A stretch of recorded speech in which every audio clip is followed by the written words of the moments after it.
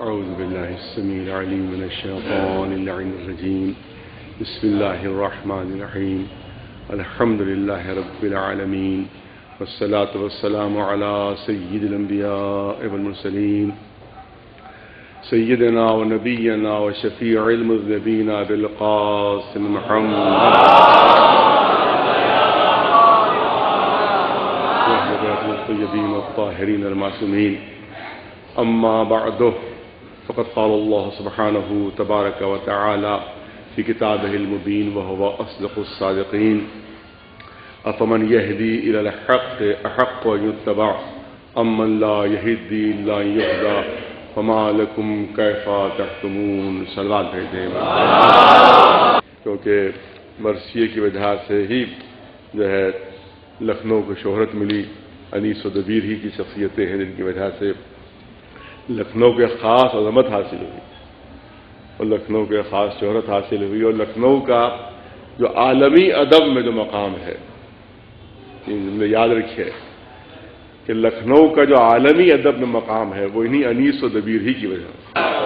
جو 2 سال سے جو عنوان اور جو موضوع جس پر گفتگو ہو رہی ہے، اپنے انتہائی محدود علم اور انتہائی محدود نظر کے مطابق وہ جو اعتراضات ہیں، جس کی میں نے آپ کو قسمیں بیان کی ہیں اس سے پہلے بھی، کوشش یہ رہتی ہے، میرا علم بہت محدود ہے لیکن کوشش یہی رہتی ہے کہ کسی طرح کے سطحی بیانات سے پرہیز کیا جائے. اور یہ ہمیں فخر ہے اس مجمع کے اوپر. بہت مجلسیں میں نے پڑھی ہیں، جگہ جگہ مجھے جانا ہوا ہے، مختلف مقامات پر میں نے حاضری دی ہے، لیکن میں تو سمجھتا ہوں کہ مجھے اپنے اس مجمع پر فخر ہے جو یہاں آیا کرتا ہے.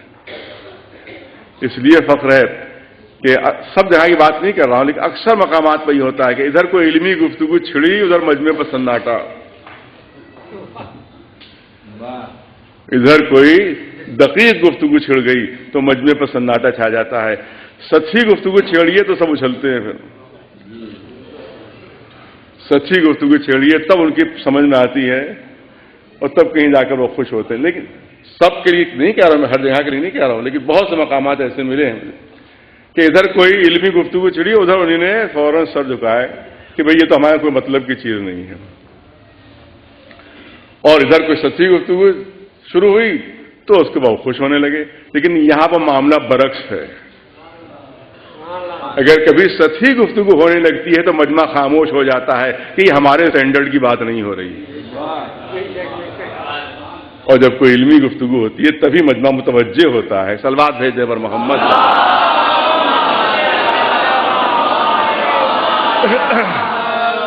میرا انداز یہ رہا ہے کہ شروع کی 1-2 مجلسوں میں عزاداری کے سلسلے میں اس کی عزاداری کی جو اہمیت ہے، کیونکہ ہماری روح ہے عزاداری، ہماری جان ہے عزاداری، لہٰذا اس پر بھی بچوں اور جوانوں سے گفتگو ہوتی ہے اور کوئی بات ہوتی ہے. عزاداری پر بھی بڑے اعتراضات کیے جاتے ہیں. صاحب یہ کیا چیز ہے، یہ رونا کیسا، یہ دھونا کیسا، یہ مجلس کیسی، یہ ماتم کیسا، ان کا مقصد کیا، ان کا فلسفہ کیا ہے. یہ تمام گفتگو ہوا کرتی ہے. اور کبھی کہا جاتا ہے بدعت ہے، کبھی کہا جاتا ہے کہ خلاف اسلام ہے، کبھی کہا جاتا ہے کہ قرآن میں دکھائیے، کبھی کہا جاتا ہے کہ حدیث میں دکھائیے عزاداری ہے یا نہیں. تو بہت دقیق موضوع ہے. میں چاہتا ہوں کہ اس پر بھی تھوڑی سی گفتگو ہو. اور یہ درمیان میں یہ بحث بھی اور گفتگو بھی آئی کہ بدعت کہتے کس کو ہیں اور بدعت ہے کیا چیز. اور یہ عزاداری کو جو بدعت کہا جاتا ہے، تو اگر عزاداری بدعت ہے تو پھر سبھی چیزیں بدعت ہو جائیں گی.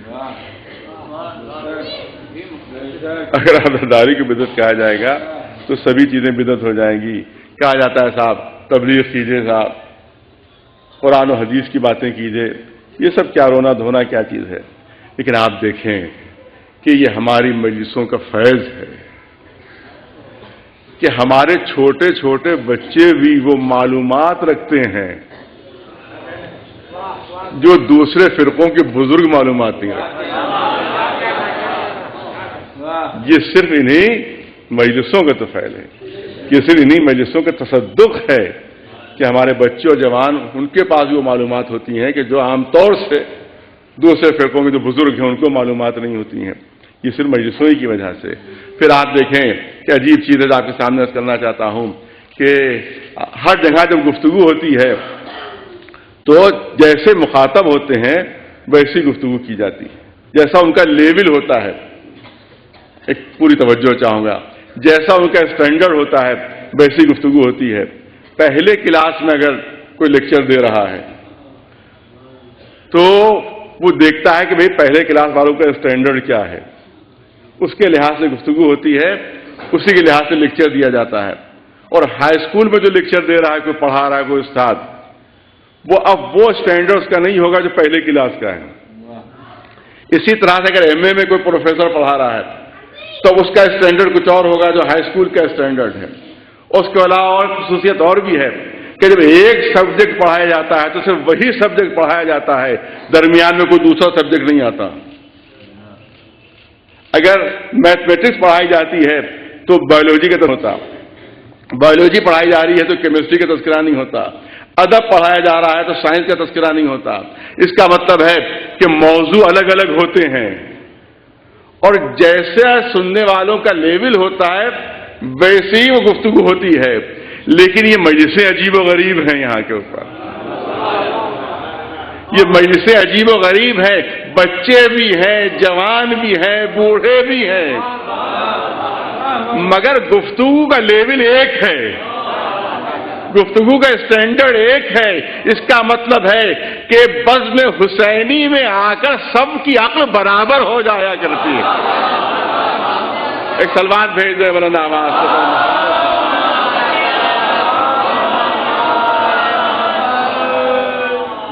اگر بزرگ سمجھ رہا ہے تو بچہ بھی سمجھ رہا ہے، جوان بھی سمجھ رہا ہے، نوجوان بھی سمجھ رہا ہے، اور جو لیکچرز ہوں گے تو ایک ٹاپک پر ہوں گے۔ یہ مجلسیں وہ ہیں کہ ہر علم پر گفتگو ہے، ہر موضوع چڑھ جاتا ہے۔ صلوات بھیج دیں اور محمد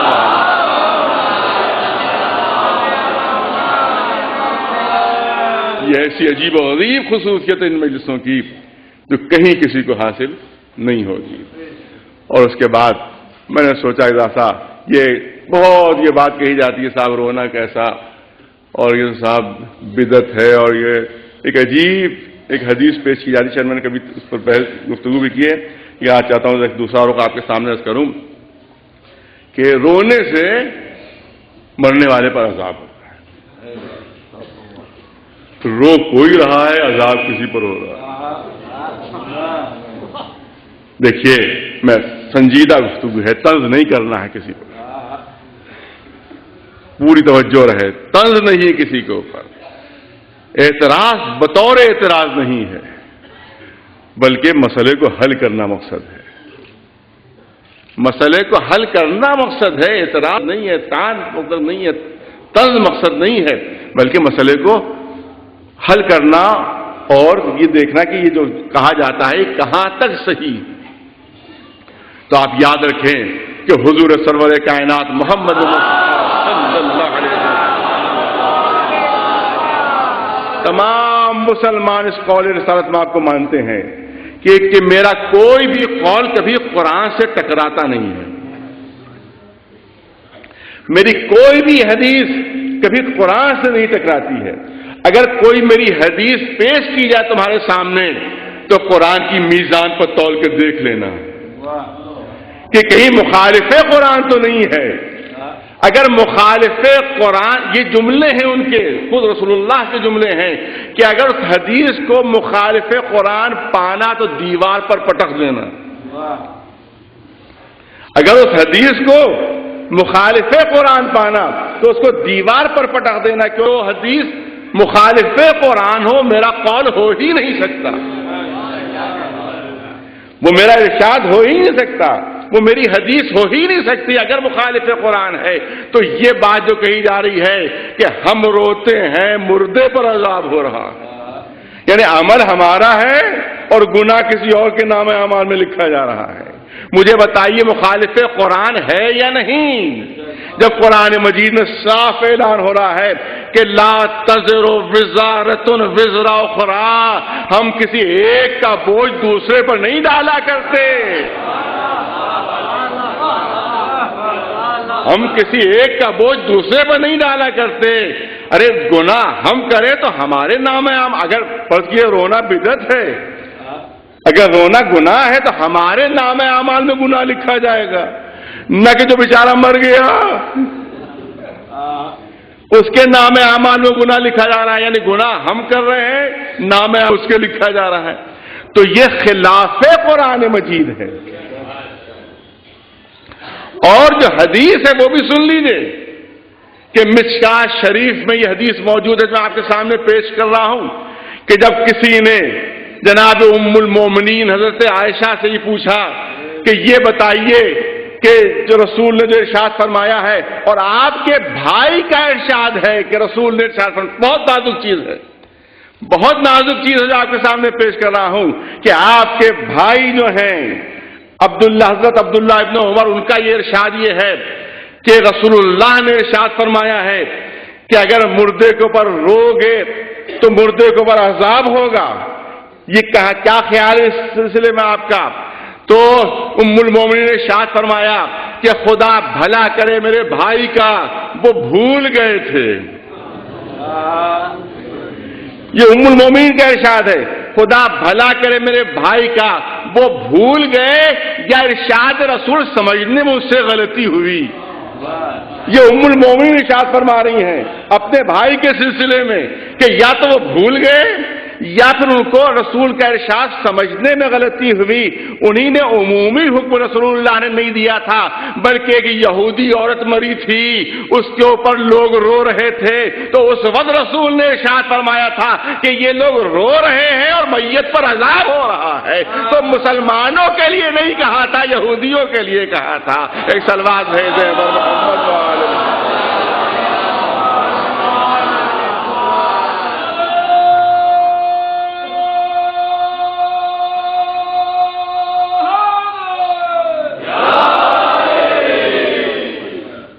اور عجیب چیز ہے، شاید یہ جملے جو اس کے بعد میں کرنا چاہتا ہوں، شاید آپ حضرات کے لیے کچھ نئے جملے ہو جو کرنا چاہتا ہوں۔ اگر ہم یہ مان لیں، ارے توجہ رہے، اگر ہم یہ کر لیں کہ ہمارے رونے سے مرنے والے پر عذاب ہوتا ہے تو ہر ایک اپنے دشمن کے لیے رونا شروع کر دے گا۔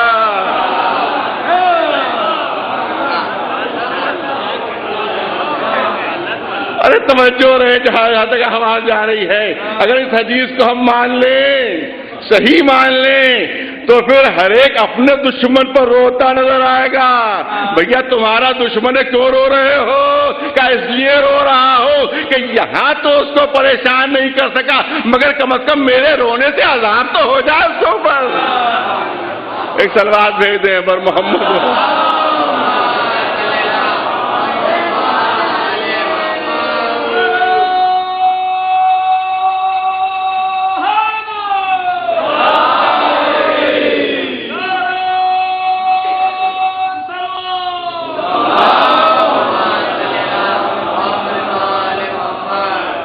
تو پھر یہ تو بڑی اچھی ترکیب ہو نکل آئے گی۔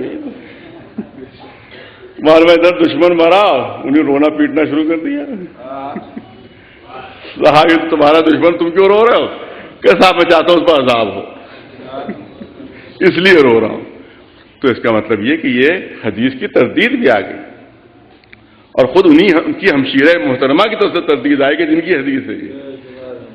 تو اس کا مطلب یہ ہے کہ یہ حدیث جو ہے اس کو مسلمانوں میں تسلیم نہیں کیا گیا، خلاف کے قرآن ہے یہ حدیث۔ ایک صلوات بھیج دیں پر محمد۔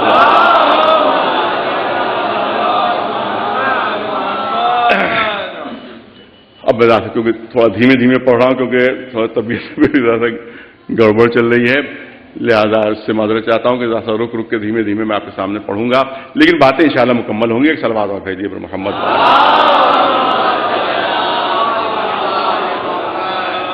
ایک بہت دیکھیے، میں نے کہا جتنا بھی میرا بیان ہے یہ صرف اس لیے اختلافات دور ہوں، آپس میں جو غلط فہمیاں ہیں وہ دور ہوں، آپس میں جو اختلافات اور انتشار پھیلایا جاتا ہے وہ دور ہو، کیونکہ جب اعتراضات ہم پر ہوں گے اور ہم کہیں گے بھئی یہ اعتراض غلط ہے تو غلط فہمی رفع ہوگی، پھر دشمنی جو ہے اس میں کمی آئے گی، پھر اختلاف میں کمی آئے گی۔ لہذا یہ کوئی ہرگز نہ سمجھے کہ یہ کوئی موضوع اختلافی موضوع ہے بہرحال کچھ چیزیں ایسی ہیں مگر انتہائی نرم لہجے میں بات ہونا چاہیے، انتہائی ایسے لہجے میں بات ہونا چاہیے کہ حق ثابت بھی ہو جائے اور کسی کے دل کو کوئی اذیت و تکلیف نہ پہنچے، دلیلوں کے ساتھ بات ہونا چاہیے، لفاظی نہیں ہونا چاہیے، اور لفاظی مجھے آتی بھی نہیں ہے، میں تو ایک فریضہ ہے جو انجام دے رہا ہوں یہاں، ورنہ نہ مجھے خطابت سے کوئی سروکار ہے نہ ذاکری سے کوئی سروکار ہے، میں تو ایک فریضہ ہے جو یہاں کے اوپر انجام دے رہا ہوں، ورنہ خطابت و ذاکری سے میرا کوئی لینا دینا نہیں، لہٰذا لفاظی مجھے آتی بھی نہیں ہے، تو میں جو تھوڑا بہت پڑھتا ہوں وہی آپ کے سامنے پیش کر دیا کرتا ہوں فریضے کے طور کے اوپر۔ تو آج ہی اخبار میں نے ایک ہی اخبار دیکھا، وہ مجھے نہیں پتا کہ راشٹریہ اردو جو راشٹریہ سہارا ہے اس کے فرنٹ پیج کے اوپر مبارکباد کے اشتہار کہ پہلے یہ نئے سال کی مبارکباد، نئے سال کی مبارکباد کے اس پہ اشتہار، مجھے اتنا بتا دیجئے بدعت بدعت بدعت بدعت فلاں چیز بدعت فلاں چیز بدعت فلاں چیز بدعت، یہ جو نئے سال کی مبارکباد ہے اس کو سنت ثابت کیجئے۔ کیا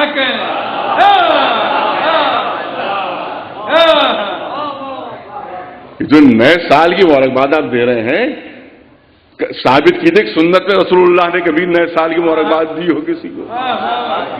ارے اصحاب کرام میں سے کبھی کسی نے نئے سال کی مبارکباد دی ہو؟ تو نئے سال کی مبارکباد دینا بدعت ہے کہ نہیں ہے؟ نئے سال کی مبارکباد دینا بدعت ہے کہ نہیں ہے؟ اور آپ فخریہ اس کو شائع کر رہے ہیں کہ صاحب اسلامی سال شروع ہوا ہے لہذا مبارکباد دے رہے ہیں، تو آپ بتائیے کہ یہ بدعت ہے کہ نہیں؟ یا تو ثابت کیجئے سنت رسول ہے، ثابت کیجئے کہ صحابہ کے زمانے میں ایک دوسرے کو مبارکباد دیتے تھے، تو جب ثابت نہیں ہے تو جو چیز رسول کے زمانے میں نہ ہو وہ بدعت ہے، تو مبارکباد دینا اسلامی سال کی ابتدا کے اوپر یہ بدعت ہے یا نہیں ہے؟ دوسری چیز کہی جاتی ہے، میں آپ تاریخی چیز آپ کے سامنے پیش کر دوں، یہ جملے آنا چاہیے، ہر جگہ آنا چاہیے کہ مبارکباد، یہ محرم کی پہلی تاریخ کو مبارکباد شروع کب سے ہوئی، اس کی ہسٹری ہے، اس کی تاریخ ہے، شاید ہمارے بچوں جوانوں کو زیادہ تر نہیں معلوم ہوگا، ہسٹری ہے اس کی، مبارکباد کی ہسٹری یہ ہے کہ جب مصر کے اوپر اور فلسطین کے اوپر ادھر کے علاقوں کے اوپر انگریزوں کی حکومت ہو گئی، انگریزوں کا تسلط ہوا، اور وہاں کے اوپر جب 1 جنوری آئی تو انگریزوں نے خوشیاں منانا شروع کی، پہلے سال میں ناچنا گانا جو کچھ بھی ان کا ہوتا تھا، تاریخ خرافات انہوں نے وہ سب پہلے سال میں 1 جنوری کو انہوں نے کی۔ اب آئی 1 محرم، اب معلوم ہے کہ اب اسلامی سال شروع ہوا، تو انہوں نے کہا جو وہاں جن کی غلامانہ ذہنیت تھی، ارے جملے یاد رکھیے گا اور ہر جگہ لکھ لیجیے یہ جملے جو میں یہاں پر آپ کے سامنے پیش کر رہا ہوں، تاریخی چیز پیش کر رہا ہوں جس سے کوئی انکار نہیں کر سکتا ہے کہ اس کے بعد مصر غلام تھا انگریزوں کا، فلسطینی غلام تھے انگریزوں کے، پورا علاقہ غلام تھا انگریزوں کا۔ جب آقاؤں نے پہلے سال جو سال کا پہلا دن تھا اس میں خوشیاں منائیں، تو اب جو یہ غلامانہ ذہنیت رکھنے والے مسلمان تھے، جب 1 محرم ہوئی تو انہوں نے اپنی آقاؤں کی تاسی میں 1 محرم میں بھی مبارکباد دینا ایک دوسرے کی شروع کی، تو اس کا مطلب ہے کہ آج سے تقریباً 125 سال پہلے مصر میں یہ بدعت شروع ہوئی، مگر انگریزوں کی دیکھا دیکھی اور ان کی غلامانہ ذہنیت کی وجہ سے اس کا مطلب یہ ہے کہ جو بھی 1 محرم کو مبارکباد دے رہا ہے اپنی غلامانہ ذہنیت کا ثبوت دے رہا ہے۔ ایک سلوات بھیج دیں بلند آواز سے محمد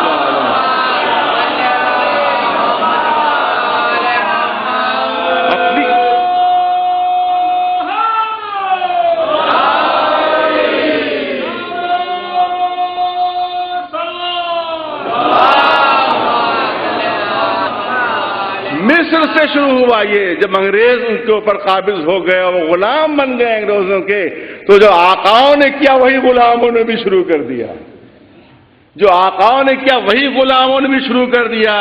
تو یہ مان لو جو مبارکباد دے رہے ہو کہ آج تک تم انگریز تم کے ذہنی غلام ہو.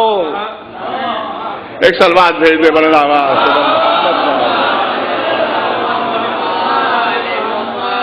اور پھر یہ اعتراض کیا جاتا ہے کہ صاحب چلیے ٹھیک ہے مگر یہ رونا کیسا؟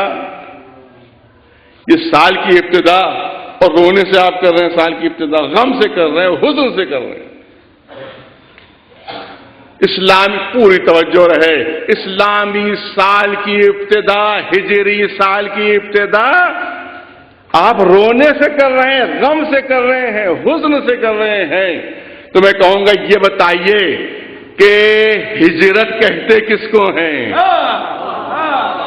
ارے میں پوری توجہ چاہوں گا آپ حضرات کی. یہ شروع کیسے ہوا؟ یہ سال شروع کیسے ہوا؟ مسلمانوں میں گفتگو ہو رہی تھی، آپس میں مشورہ ہو رہا تھا کہ ہم اپنے سال کی ابتدا کس دن سے کریں. کسی نے کہا وقت ولادت رسول جو ہے اس سے ابتدا ہونا چاہیے، کسی نے مشورہ دیا کہ بعثت کی تاریخ سے ابتدا ہونا چاہیے، مگر مولا کائنات علی ابن ابی طالب علیہ السلام نے مشورہ دیا کہ تاریخ اسلام کا سب سے اہم باب شروع ہوتا ہے ہجرت کے ذریعے سے، لہذا جو ہجرت کا دن ہے، ارے توجہ رہے، جو ہجرت کا دن ہے رسول اللہ کو، اس کو ابتدائے سال قرار دیا جائے. تو مجھے اتنا بتا دیجئے کہ مکے سے رسول اللہ کا ہجرت کر جانا یہ خوشی کی بات تھی کہ غم کی بات تھی؟ یہ ہجرت جو رسول فرما رہے ہیں، وطن چھوڑ رہے ہیں، جہاں پیدا ہوئے وہ جگہ چھوڑ رہے ہیں، جہاں بچپنا گزارا وہ جگہ چھوڑ رہے ہیں، جہاں جوانی بسر کی وہ جگہ چھوڑ رہے ہیں. تو رسول خوش تھے یا غمگین؟ ارے مجھے اتنا بتا دیجئے، مجھے جواب دے دیجئے کہ ہجرت کے وقت رسول خوش تھے کہ غمگین تھے؟ ظاہر وطن چھوٹ رہا ہے، غمگین تھے. ہجرت کر رہے ہیں، غمگین تھے. ارے تکلیفوں سے پوری طرح سے متاثر تھے ان مکے والوں کی، لہذا خوشی نہیں تھا، غم تھا. تو اس کا مطلب یہ ہے کہ سال کی ابتدا غم سے ہو رہی تھی، خوشی سے نہیں. سال کی ابتدا غم سے ہو رہی تھی. یا تو آپ ہجرت کو خوشی مان لیجئے کہ رسول اللہ خوشی خوشی ہجرت کر رہے تھے، تو ہجرت کرنے کی منائیے. ارے مسلمان غمگین تھے، اہل بیت غمگین تھے، رسول غمگین تھے. صرف وہ خوش تھے کہ جن کی وجہ سے رسول مکے سے جا رہے تھے. تو کافروں مشرکوں کے لیے خوشی کا دن تھا، مسلمانوں کے لیے غم کا دن تھا. اب خود فیصلہ کرو کہ کس کی پیروی کرنا ہے تمہیں.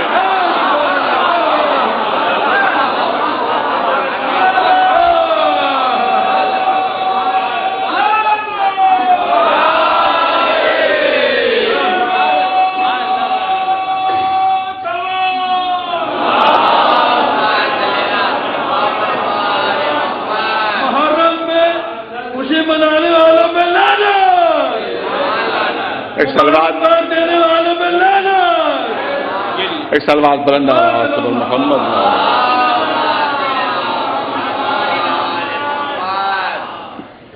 ایک سلوات اور بھیجیے.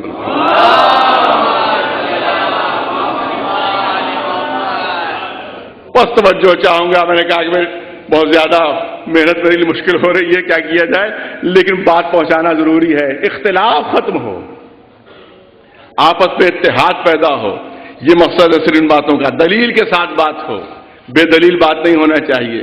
مقصد صرف اعتراض کرنا نہیں ہونا چاہیے، مقصد صرف طنز کرنا نہیں ہونا چاہیے، مقصد صرف طعن کرنا نہیں ہونا چاہیے، بلکہ مقصد ہو کہ مسئلہ حل ہو. لہذا باتیں وہ پیش کر رہا ہوں کہ اگر کسی کی ابھی سمجھ میں نہ آ رہی ہو تو بعد میں غور کرے کہ بات میں نے صحیح کہی ہے غلط کہی ہے. یہ کہا گیا تھا چلیے اچھا ٹھیک ہے، مگر رونا کیسا ابتدائے سال میں؟ ارے کیا عرض کروں میں، میرے کوئی طعن نہیں ہے. کوئی طنز نہیں ہے، کسی کی رضا اعتراض نہیں ہے، بلکہ مسئلے کو حل کرنا چاہتا ہوں۔ ارے پہلا دن ہے سال کا اور آپ رو رہے ہیں، یہ رو کیسا؟ تو میں کہوں گا کہ پہلا ہجری سال اس کے پہلے دن کی ابتدا ہی رونے سے ہوئی ہے۔ ارے ہجرت ہی میں تو غار میں رونا ہو رہا تھا، تو یہ رونا سال کے پہلے دن سیرت صحابہ میں داخل ہے۔ ایک صلوات بلند آواز سے بول محمد۔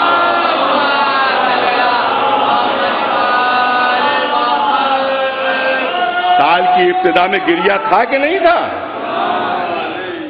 بھئی پہلے دن پہلا دن ہے سال کا، ہجری سال جب سے شروع ہو رہا ہے اس کا پہلا دن تو گریا تھا کہ نہیں تھا؟ تو اب کیسے آپ اعتراض کر رہے ہیں ہم پر کہ صاحب سال کا پہلا دن آپ رو رہے ہیں، آپ غم منا رہے ہیں؟ تو سال کی ابتدا ہی گریے سے ہوئی ہے۔ اگر ہم گریا کر رہے ہیں تو آپ کیوں اعتراض کر رہے ہیں؟ صلوات بھیجے اور محمد۔ ایک صلوات و بلند آواز سے بول محمد۔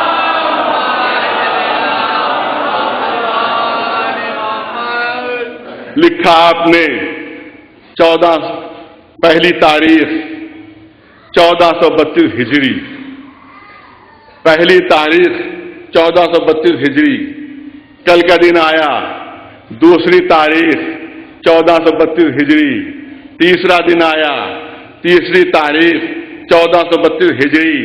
ہر لمحے لکھا جا رہا ہے، ارے پوری توجہ رہے، ہر لمحے لکھا جا رہا ہے، ہر مسلمان لکھ رہا ہے۔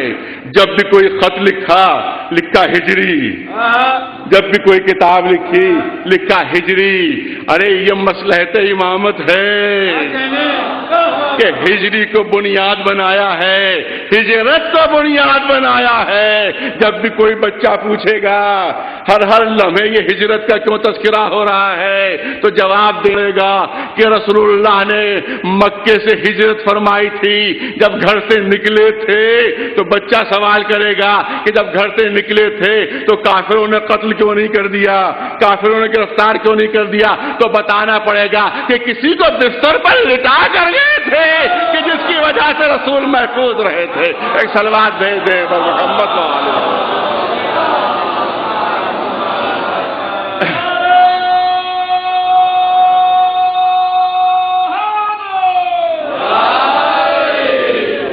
لہذا یہ تمام چیزیں جو بیان ہوتی ہیں تو ظاہر ہے کہ اس خلاف عقل بھی ہیں اور خلاف اگر بدعت کی بات کی جائے موقع نہیں ہے تو جو چیز بدعت کی ڈیفینیشن یہ ہے کہ جو چیز زمانہ رسالت میں نہ ہو اس کو اگر آپ انجام دے رہے ہیں تو وہ بدعت ہے۔ یہ بات بدعت کہی جاتی ہے۔ تو اس پر ہمارے کسی بہت بڑے بزرگ عالم نے کہا تھا اس ڈیفینیشن کے اوپر، جب ان سے یہ بات کہی گئی کہ جو چیز زمانے رسالت میں نہ ہو اس کو وہ ہو تو وہ بدعت ہے، تو انہیں فرمایا تھا کہ آپ کا وجود خود بدعت ہے۔ آپ زمانہ رسالت میں تھے کہ نہیں تھے؟ تو آپ کا وجود ہی بدعت ہو جائے گا اگر اس ڈیفینیشن کو مان لیں۔ تو جو چیز زمانے رسالت میں نہ ہو وہ ہو جائے گا تو بدعت۔ دیکھیے میں پھر یہاں میں نے پہلے عرض کر دیا، اسی لیے میں نے تمہیدی جملے کہے ہیں کہ یہ مجمع ایسا ہے کہ جہاں علمی بات، پیچیدہ بات، دقیق بات بھی بہت آسانی سے لوگ سن لیتے ہیں اور سمجھ لیتے ہیں۔ لہٰذا ایک ذات دقیق بات جو آپ کے سامنے کرنا چاہتا ہوں وہ یہ کہ کلیہ ہے۔ کلیہ کیا بنا کہ جو زمانہ رسالت میں نہیں وہ بدعت، اور ہر بدعت گمراہی۔ یہ ہے صحیح بخاری شریف کی حدیث۔ جو زمانے رسالت میں نہیں وہ بدعت اور ہر بدعت گمراہی۔ کلیہ اس وقت بنتا ہے کہ جب اس کا عکس بھی درست ہو۔ پڑھے لکھے مجمع کے لیے میں عرض کر رہا ہوں کہ کلیہ کوئی بھی کلیہ جو بھی بنتا ہے، کوئی بھی چیز بنتی ہے تو اس کا جب اپوزٹ بھی جب تک درست نہ ہو تو وہ چیز کلیہ نہیں بنتی۔ وہ چیز اس وقت کلیہ نہیں بنتی جب تک اس کا اپوزٹ بھی درست نہ ہو۔ مثال پیش کر دوں کیونکہ بات پیچیدہ ہے، لہٰذا بچوں کے لیے آسانی کے لیے مثال پیش کروں. فرض یہ کہا جائے کہ جب آفتاب نکلتا ہے تو دن ہوتا ہے کلیہ کہ نہیں ہے؟ کہ جب سورج نکلتا ہے تو دن ہوتا ہے. اب یہ کلیہ اس وقت بنے گا جب اس کا اپوزٹ بھی ثابت ہو کہ جب آفتاب نہیں ہوتا ہے تو دن نہیں ہوتا. توجہ رہے. اس کا اپوزٹ کیا ہوگا؟ جب ہم نے یہ بات کہی کہ جب سورج نکلتا ہے تو دن ہوتا ہے، یہ کلیہ اس وقت بنے گا جب اس کا اپوزٹ بھی ثابت ہو. اس کا اپوزٹ کیا ہوگا کہ جب آفتاب نہیں ہوتا ہے تو دن نہیں ہوتا ہے، یہ اس کا اپوزٹ ہوا. تو اب اگر ہم یہ کہیں کلیہ ہے یہ کہ جو چیز رسول کے زمانے میں نہیں ہے وہ بدعت ہے، اس کا مطلب ہے کہ اس کا اپوزٹ یہ کہ جو چیز رسول کے زمانے میں ہے وہ ہدایت ہے. ارے توجہ رہے جو کرنا چاہتا ہوں. اس کا اپوزٹ کیا ہے؟ جو چیز رسول کے زمانے میں نہیں وہ بدعت. اس کا اپوزٹ کیا ہوا کہ جو چیز رسول کے زمانے میں ہے وہ ہدایت ہے. اس کا اپوزٹ وہ ہوگا، ورنہ پھر کلیہ نہیں بن پائے گا. تو ہم کو اگر یہ کلیہ ماننا ہے کہ جو چیز رسول کے زمانے میں نہیں وہ بدعت، تو اس کا اپوزٹ بھی ماننا پڑے گا ہمیں کہ جو چیز رسول کے زمانے میں ہے وہ ہدایت ہے. تو اب دیکھیے کہ رسول کے زمانے میں کیا کیا تھا. ان کے زمانے میں شرک بھی تھا، ان کے زمانے میں کفر بھی تھا، ان کے زمانے میں شراب خواری بھی تھی، ان کے زمانے میں جوا بھی لوگ کھیلتے تھے.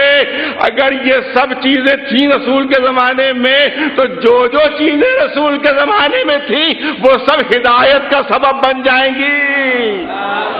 تو اس کا مطلب ہے کہ یہ کلیہ صحیح نہیں ہے جب تک اپوزٹ کو نہ مان لیا جائے. ایک سلوات بھیج دیں بلند آواز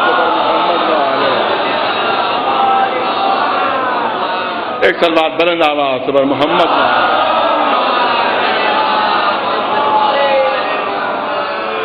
میں توجہ میں نے کہا کہ بات جو ہے وہ مدلل ہونا چاہیے.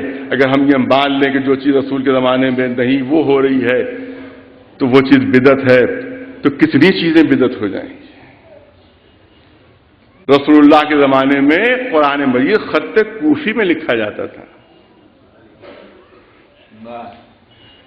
دیکھ لیجئے پرانے نسخے، زمانہ رسالت میں قرآن مجید خط کوفی میں لکھا جاتا تھا.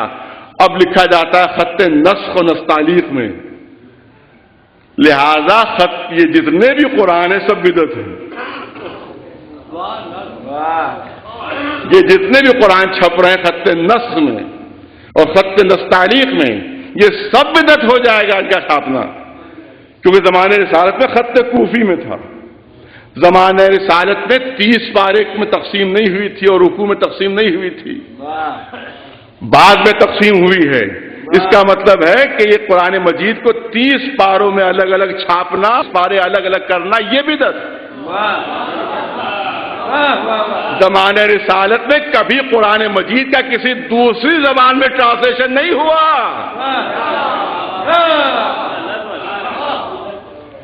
زمانہ رسالت دکھا دیجیے کہ کسی دوسری زبان میں ٹرانسلیشن ہوا ہو. اس کا مطلب ہے کہ جتنے بھی ٹرانسلیشن ہو رہے سب بدعت.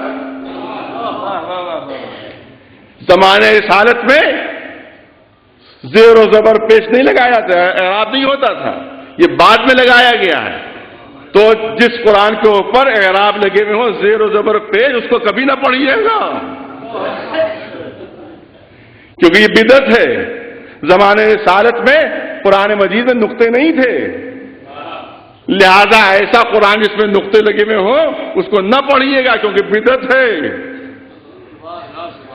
یہ سب بدعت ہے. اور عام طور سے مسلمانوں کا خیال یہ ہے کہ یہ ترتیب جو ہے وہ جناب خلیفہ ثالث کے زمانے میں قرآن کی یہ ترتیب دی گئی ہے، تو اس کا مطلب ہے کہ یہ ترتیب بھی پہلے نہیں تھی، تو اس ترتیب سے قرآن پڑھنا بدعت ہو جائے گا. تو ہر چیز بدعت ہو جائے گی جو زمانے رسالت میں نہیں ہے. ارے علم رجال کہ جس کے ذریعے سے حدیثوں میں گفتگو ہوتی ہے، یہ علم رجال زمانے رسالت میں نہیں تھا، تو علم رجال کا پڑھنا اور اس کے قوانین بنانا یہ بدعت، علم کلام زمانے رسالت میں نہیں تھا، لہذا علم کلام کی ساری کتابیں جلا ڈالیے کیونکہ سب بدعت ہے، اور 90 سال تک کوئی حدیث نہیں لکھی گئی، 90 سال تک کوئی حدیث رسالت بات نہیں لکھی گئی، کیونکہ یہی پکار پکار کر کہا جاتا تھا کہ رسول اللہ نے منع فرمایا ہے، رسول اللہ نے منع فرمایا ہے، حدیث نہ لکھنا، حدیث نہ لکھنا۔ اس کا مطلب ہے کہ رسول نے منع فرمایا تھا، اور اس کے بعد سال کے بعد بنی امیہ کے زمانے میں یہ صحیح بخاری شریف، یہ صحیح مسلم شریف، یہ صحیح ترمذی شریف، یہ سب کہاں سے چھپ کر آ گئی؟ جب رسول اللہ نے منع فرما دیا تھا تو یہ کتابیں کیا ہوئی؟ ایک صلوات بھیج دے مرد آواز صبر محمد و آل محمد۔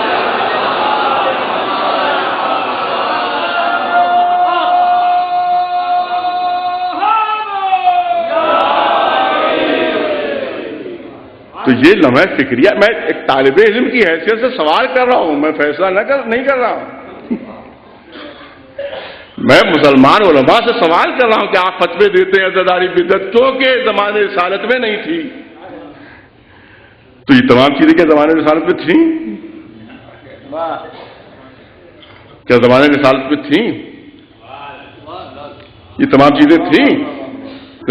اگر عزاداری نہیں تھی، اگر ہم اس کو نہیں مانتے، یہ تو ان کی بات کے جواب میں کہہ رہا ہوں، میں تو ان کی بات کے جواب میں کہہ رہا ہوں، اگر آپ کی بات صحیح ہے کہ عزاداری نہیں تھی، لیکن اگر کے ساتھ ہے کہ اگر آپ کا یہ کہنا صحیح ہے کہ عزاداری نہیں تھی تو اتنی چیزیں ایسی ہیں جو زمانے ساتھ میں نہیں تھیں۔ آپ بس آخری جملہ نظر کرنا چاہتا ہوں، آپ یہ ثابت کیجئے اگر ان کو بدعت کی کیٹیگری سے ہٹانا ہے، ان تمام چیزوں کو اگر بدعت کی کیٹیگری سے ہٹانا ہے تو آپ یہ ثابت کیجئے کہ ساری چیزیں زمانہ رسالت میں تھیں، اور ہم ثابت کریں گے کہ عزائے حسین زمانہ رسالت میں تھی۔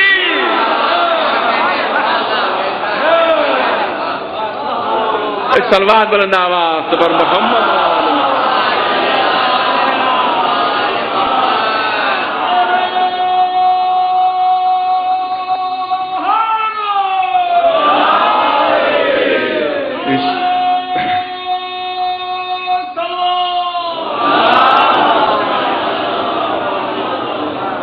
ہاں، ہمارے علماء نے بتایا ہے کہ اگر بدعت کی یہ ڈیفینیشن مان لی جائے تو ہر چیز بدعت ہو جائے گی۔ ہاں، بدعت وہ چیز ہے جو روح اسلام کے خلاف ہو، جو تعلیمات اسلامی کے خلاف ہو، جو روح قرآن کے خلاف ہو، اس چیز کو بدعت مانا جائے گا۔ اور عزاداری خود روح اسلام ہے، خود جان اسلام ہے۔ عزاداری اگر نہ ہوتی تو دین نہ ہوتا، اگر عزائے حسین نہ ہوتی کہ بیویوں کو کیوں ساتھ لے کر آئے تھے؟ لوگ منع کر رہے تھے، اے آقا کوفے نہ جائیے، کوفے کے لوگ کوفے کے لوگ وفادار نہیں ہیں، اے آقا کوفے نہ جائیے، کا مصلحت الہیہ یہی ہے، مشیت الہیہ یہی ہے، میں یہاں رہ جاؤں گا تو اسلام کیسے بچے گا؟ مجھے اپنی جان دے کر اسلام کو بچانا ہے، تو کبھی بیویوں کو کیوں لے جا رہے ہیں؟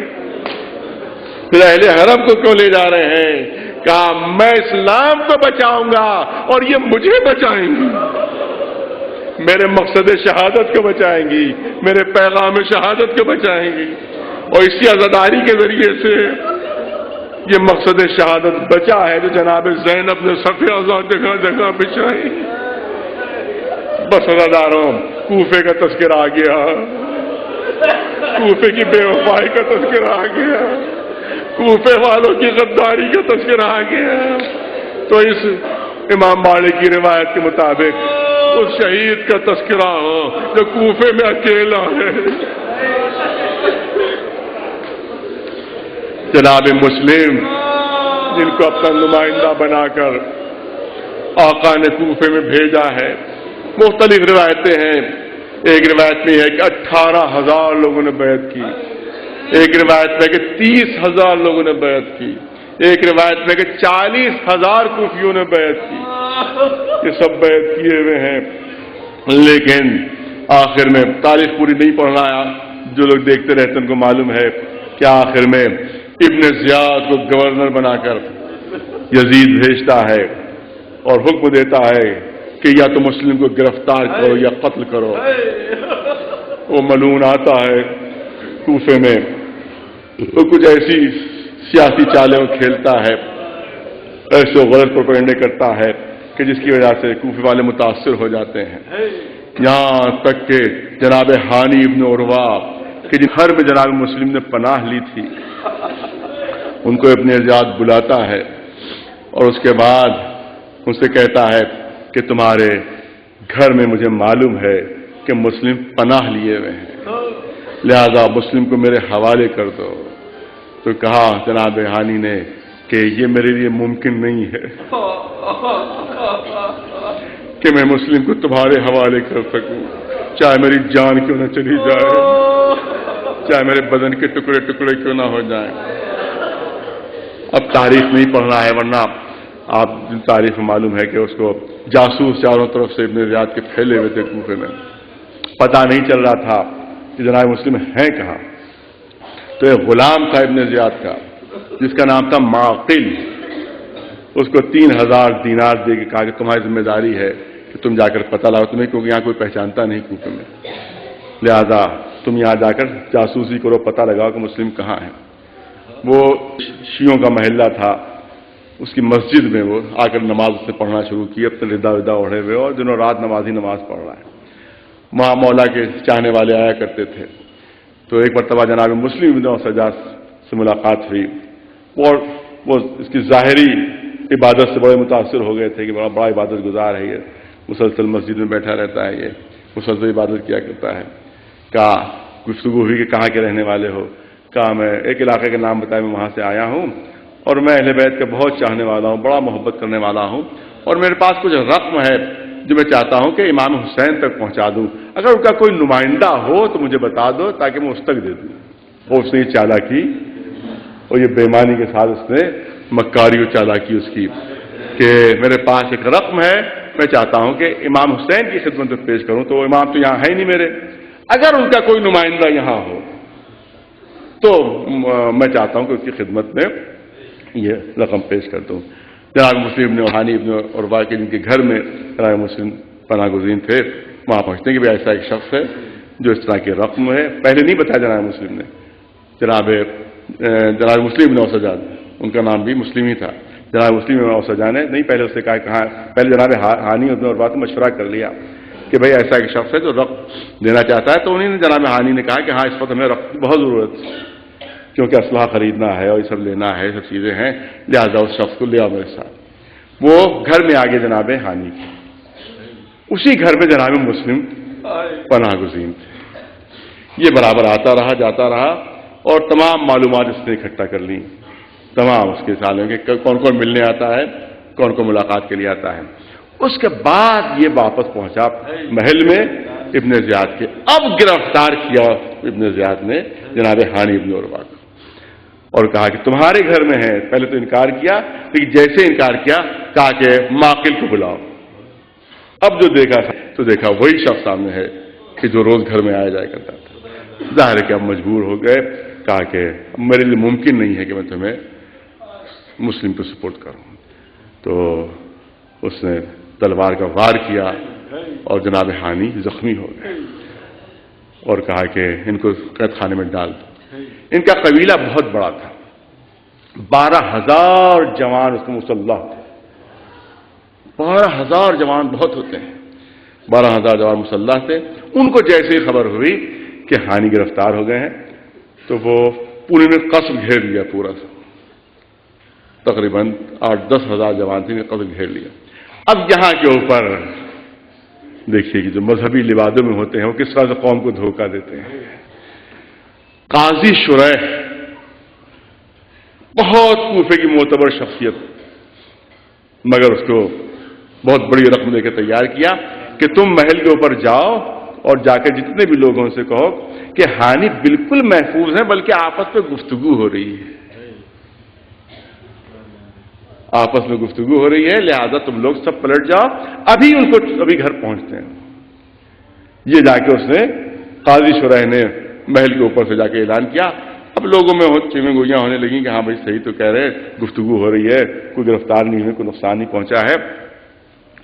اس کے بعد لیکن جب کافی دیر ہو گئی اور جناب ہانی نہیں واپس آتا، پھر مجمع جمع ہونے لگا، تو پھر یہ قاضی شریح کو راضی کیا کہ جا کر اعلان کرو کہ یزید کا 1,00,000 کا لشکر چل چکا ہے، اور اگر تم لوگ یہاں جمع رہے تو ایک ایک قتل ہو جائے گا، پورا گھر ختم ہو جائے گا، گھر تمہارے تباہ و برباد کر دیے جائیں گے، پورے محلے کھود کر پھینک دیے جائیں گے، جبکہ ایسی کوئی خبر نہیں تھی، صرف دھوکہ دینے کے لیے۔ اب قاضی شریح نے آ کر اعلان کر دیا کہ تم لوگ اگر اپنی جان کی امان چاہتے ہو کہ تمہاری جان، مال، تمہاری ضرورت، تمہارے بال بچے، عورتیں سب محفوظ رہیں، تو سب واپس ہو جاؤ۔ آہستہ آہستہ مجمع، یہ ہے کوفے والوں کی غداری، آہستہ آہستہ مجمع چھٹنے لگا، سب لوگ چلے گئے، ہانی تنہا محل میں رہ گئے۔ اس ملعون نے کیا کیا، ہانی کو گرفتار کر کے اور زنجیروں میں اور رسیوں میں باندھ کر اس محلے کے چوراہے پر لے گیا کہ جو ان کے محلہ تھا، اور ہانی فریاد کرتے رہے، مگر کوئی مدد کے لیے گھر سے باہر نہیں نکلا، وہیں پر شہید کر دیے گئے جناب ہانی۔ اس کے بعد اب وہی جناب مسلم کا پورا واقعہ آپ کی نگاہوں کے سامنے ہے، وقت نہیں رہا جو عرض کروں۔ آخر میں جناب مسلم نے جب مسجد میں نماز پڑھنا شروع کی ہے تو پہلے تو پڑھنے والے تھے، لیکن جب اشاعت مکمل کی ہے تو آقا مسلم مسجد میں تنہا تھے، کوئی ساتھ دینے والا نہیں رہا تھا، تمام کوفیوں نے اپنے گھروں کے دروازے بند کر لیے۔ آقا نماز عشاء کے بعد جب باہر نکلے ہیں تو چاروں طرف سناٹا تھا، کوئی راستہ بتانے والا نہیں تھا، کوئی رہبری کرنے والا نہیں تھا، جائیں تو کدھر جائیں، پناہ لیں تو کہاں پناہ لیں، جس دروازے کو کھٹکھٹاتے تھے کوئی دروازہ کھولنے پر آمادہ نہیں ہوتا تھا۔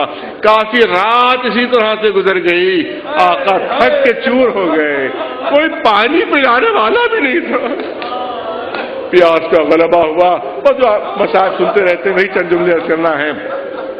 پیاس کا غلبہ ہوا، ایک مکان کو نظر آیا، اس کی چوکھٹ پر بیٹھ گئے، روایت کہتی ہے اس طرح سے بیٹھے ہوئے تھے کہ دونوں زانوؤں کے اوپر کوہنیاں تھیں اور دونوں ہتھیلیوں میں اپنا چہرہ لیے ہوئے، دروازے پر آہٹ محسوس ہوئی، یہاں ایک مومنہ رہتی تواں تھا، جب اس نے آہٹ محسوس کی تو دروازہ کھولا، دیکھا ہے کہ مسافر ہے جو اس طرح سے بیٹھا ہوا ہے، کہا کیا بات ہے، کیا ہو، کہا مسافر ہوں، کہا کیا بات ہے، کہا پیاسا ہوں، اگر پانی پلا سکتی ہو تو پلا۔ مومنہ نے ایک جام آب پیش کیا، جناب مسلم کو پانی پیا، پھر اسی طرح سے بیٹھے ہوئے ہیں۔ دعا کہتی ہے کہ مسافر جلدی سے اپنے گھر چلے جاؤ، کیونکہ اپنے زیاد کا سختی سے حکم ہے کہ کوئی گھر سے باہر نہ نکلے، ہر طرف پہرا ہے، ہر طرف سپاہی گھوم رہے ہیں، کہیں کسی سپاہی کی نظر پڑ گئی تو تمہیں اذیت پہنچا سکتا ہے، تمہیں گرفتار کر سکتا ہے، جلدی سے اپنے گھر چلے جاؤ۔ 3 مرتبہ طوع نے یہی بات کہی، لیکن جناب مسلم اسی طرح سے سر جھکائے بیٹھے ہوئے، آخر میں کہا کہ میں تم سے برابر کہہ رہی ہوں مگر تمہاری بات سمجھ میں نہیں آ رہی ہے۔ اب سر اٹھا کر کہا اے مومنہ تم کہہ رہی ہو کہ میں اپنے گھر جاؤں تو اس کا کوئی گھر نہ ہو وہ کہاں جائے، جس کا کوئی گھر نہ ہو وہ کہاں جائے۔ اب مومنہ تو آپ پوچھتی ہے گھبرا کر، ارے یہ بتائیے آپ ہیں کون، آپ ہے کون؟ جناب مسلم نے فرمایا، آپ فرمایا میں ہوں مسلم۔ یہ سننا تھا، گھبرا گئی، اے آقا غضب ہو گیا، بڑی گستاخی ہوئی مجھ سے، اتنی دیر سے آپ آ رہے، آپ نے پہلے کیوں نہیں بتایا؟ آئیے گھر کے اندر تشریف لے آئیے۔ جناب مسلم گھر میں آ جاتے ہیں، اس کا بیٹا ہے جو دربار ابن زیاد میں نوکر ہے، اس کو کسی طرح سے خبر ہو جاتی ہے، تفصیل چھوڑتے ہوئے کسی طرح سے خبر ہو جاتی ہے کہ مسلم میرے ہی گھر میں ہیں۔ جا کر وہ ابن زیاد کو خبر دے دیتا ہے کہ بھئی جس مسلم کی تم تلاش کر رہے ہو میرے ہی گھر میں ہیں۔ 500 سواروں کا دستہ جناب مسلم کی گرفتاری کے لیے بھیجا جاتا ہے۔ جیسے گھوڑوں کی ٹاپوں کی آواز سنتے ہیں، آقا تلوار ٹیک کر اٹھنے لگتے ہیں۔ تو نے دامن تھام لیا، کہاں جا رہے ہیں آپ آقا؟ آقا کہاں جا رہے ہیں؟ کہا لگتا ہے کہ ابن زیاد کو خبر ہو گئی کہ میں یہاں موجود ہوں، میری گرفتاری کے لیے سپاہی بھیجے ہیں، لہٰذا میں باہر نکل رہا ہوں۔ اس مومنہ نے تڑپ کر کہا آقا گھر کے اندر رہیے، آپ گھر کے اندر محفوظ ہیں۔ جناب مسلم فرماتے ہیں کہ نہیں مومنہ، میں گھر کے اندر نہیں رہ سکتا، کیونکہ اگر میں گھر کے اندر رہا اور ابن زیاد کا کوئی سپاہی گھر کے اندر آ گیا تو تیری بے پردگی ہو جائے گی۔ مجھے گوارا نہیں کہ کسی مومنہ کی بے پردگی میری وجہ سے ہو۔ اے آقا آپ کو یہ گوارا نہیں کہ ایک مومنہ کی بے پردگی ہو؟ ارے یہی کوفہ ہوگا جہاں آپ کی ماں اور بہنیں رسن بستہ، سروں پر چادریں نہیں، یہی بازار کوفہ ہوگا۔ باہر نکلتے ہیں، زبردست جنگ ہوتی ہے۔ جنگ نہیں پڑھنا ہے، مگر میں نے روایت میں دیکھا کہ طاقت کا عالم یہ تھا، بہادری کا عالم یہ تھا کہ سپاہیوں کے پٹکے میں ہاتھ ڈالتے تھے، چھتوں کے اوپر اچھال دیتے تھے۔ پورا 500 کا لشکر فرار کر گیا، کسی کی ہمت نہیں ہوئی قریب آ سکے۔ سردار لشکر نے پھر رکا بھیجا ابن زیاد کو کہ اور مدد بھیج۔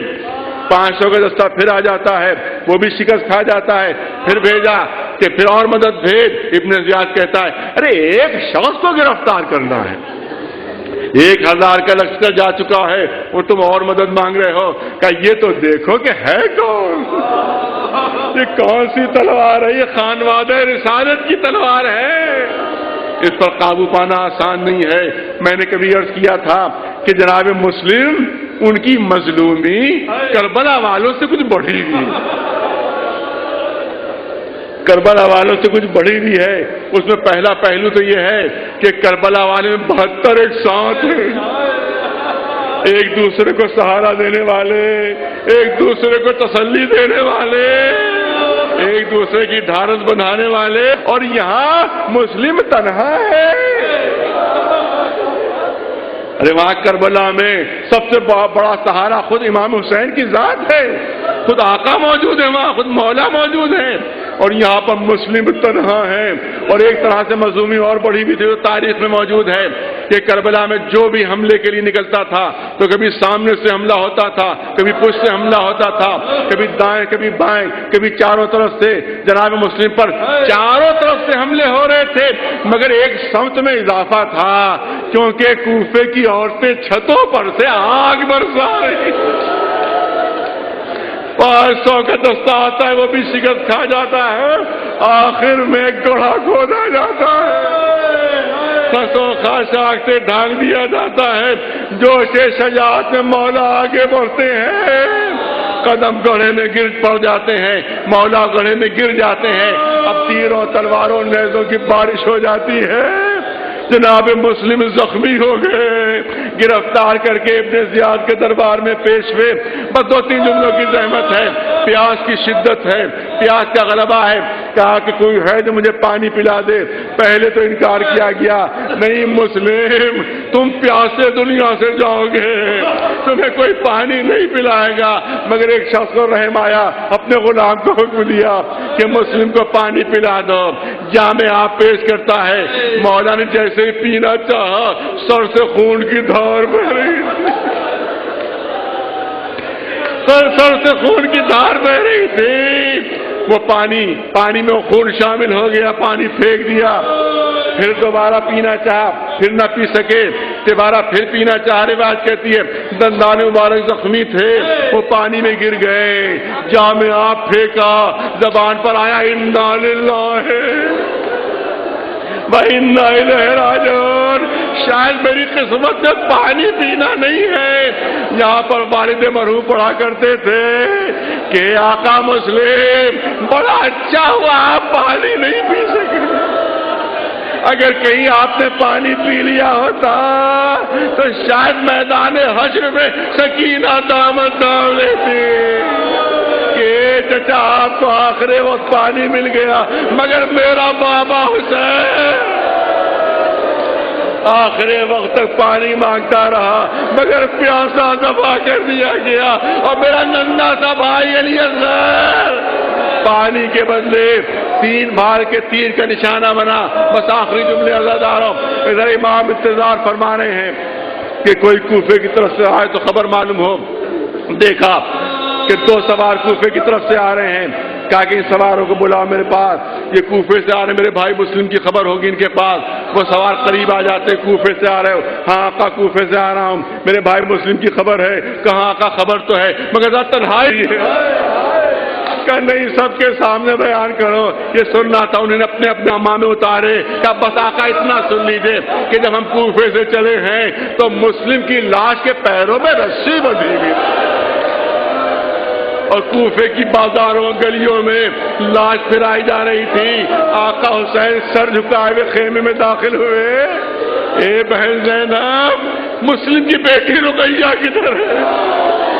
رقیہ لائی گئی، پہلی مرتبہ اپنی گود سے سکینہ کو اتارا، رقیہ کو اپنی گود میں لیا۔